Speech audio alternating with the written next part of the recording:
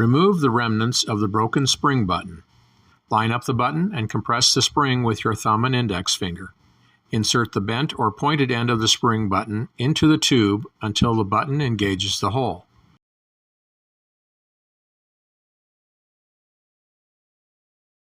A needle nose plier or flat screwdriver may help in directing the button to the correct position.